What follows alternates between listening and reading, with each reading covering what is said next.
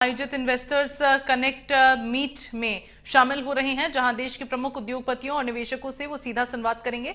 इस मीट में उद्योग विभाग के मंत्री लखनलाल देवांगन, फिक्की के पूर्व अध्यक्ष सुब्रकांत पांडा, छत्तीसगढ़ के मुख्य सचिव अमिताभ जैन, मुख्यमंत्री के प्रमुख सचिव सुबोध कुमार सिंह, सचिव राहुल भगत, उद्योग विभाग के सचिव रजत कुमार और नई दिल्ली में छत्तीसगढ़ के इन्वेस्टमेंट कमिश्नर रितु सेन सहित कई वरिष्ठ अधिकारी शामिल हुए हैं।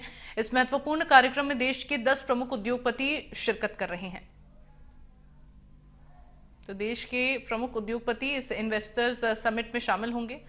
बड़े उद्योगपतियों ने रुचि दिखाई है। दिल्ली में छत्तीसगढ़ इन्वेस्टर्स समिट है, जिसमें मुख्यमंत्री आज शामिल हो रहे हैं। नए औद्योगिक नीति आकर्षण का केंद्र बनी है। कुछ मुख्य बातें समिट की आपको ग्राफिक्स के माध्यम से बता रहे हैं। देश भर के बड़े उद्योगपति इसमें शामिल होंगे।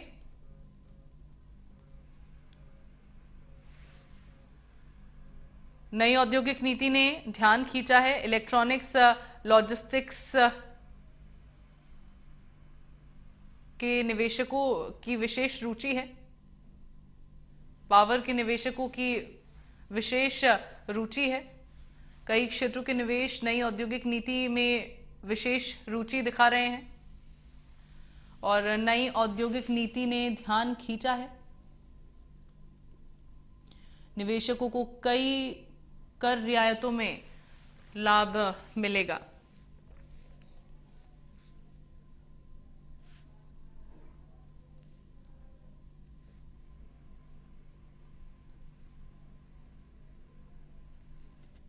मुख्यमंत्री विष्णुदेव साय आज इस समिट में शामिल हो रहे हैं। छत्तीसगढ़ के औद्योगिक विकास की नई संभावनाओं को रेखांकित करेंगे। मुख्यमंत्री विष्णुदेव साय छत्तीसगढ़ की जानकारी देंगे इस इन्वेस्टर समिट के दौरान।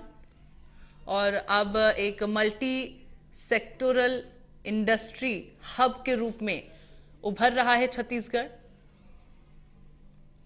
लॉजिस्टिक्स और पावर सेक्टर में खास रुचि दिखी है।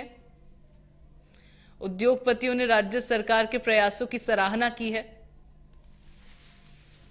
इन्वेस्टर समिट के माध्यम से बड़े पैमाने पर निवेश आएगा। राज्य में लाखों रोजगार के नए अवसर पैदा होंगे। अर्थव्यवस्था को नई गति मिलेगी।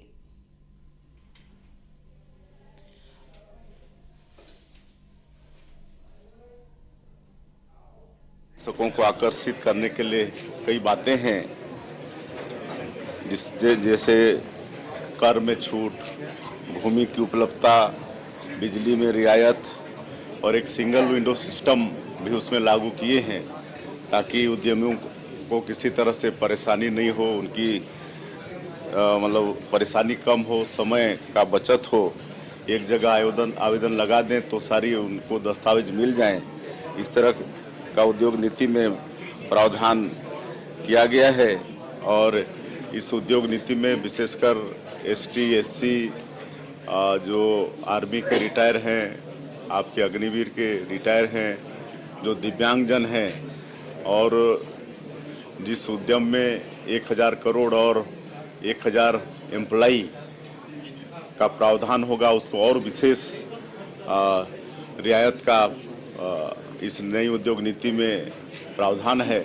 और बस्तर जो हमारा ट्राइबल बाहुल क्षेत्र है, वहाँ पर उद्यम लगाने में और ज़्यादा रियायत इस उद्योग नीति में है। कुल बस्तर में भी बहुत संभावनाएं हैं, उद्योग की भी और टूरिज्म की भी। टूरिज्म के क्षेत्र में तो नक्सल समस्या का समाधान के बाद वो स्वर्ग हो जाएगा। वहाँ पर आपका चित्रकूट का जो वाटरफॉल है, एशिया का नियाग्रा फॉल जिसकी तुलना होती है, और भी वहाँ पर डेंस फॉरेस्ट है, गुफा हैं और भी वाटरफॉल हैं। तो पर्यटन के क्षेत्र में भी अपार संभावनाएं हैं। वहाँ पर लौह अयस्क का पूरा भंडार है, कोयला है, उद्योग के लिए अनुकूल वातावरण है।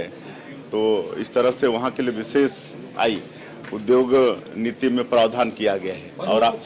और आज यहाँ पर पहला हम लोगों का उद्योग जगत के लोगों से इंटरेक्शन हुआ, मुलाकात हुई।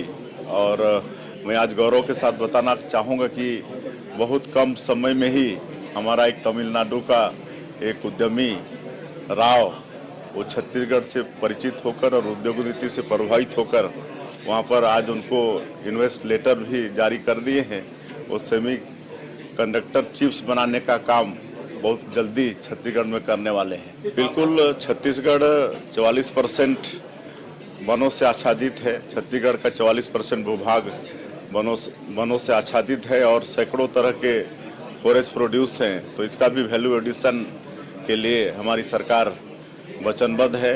मैं जहाँ से आता हूँ जसपुर क्षेत्र से, वहाँ पर एक फॉरेस्ट प्रोड्यूस है महुआ, जिसे वहाँ के लोकल लोग लीकर बनाते हैं, लेकिन आज उसको प्रमोट करके जस्ट प्योर एक ब्रांड, उसके माध्यम से हम लोग महुआ से लड्डू, अचार, कैंडी बना रहे हैं, जिसका एक्सपोर्ट भी हो रहा है।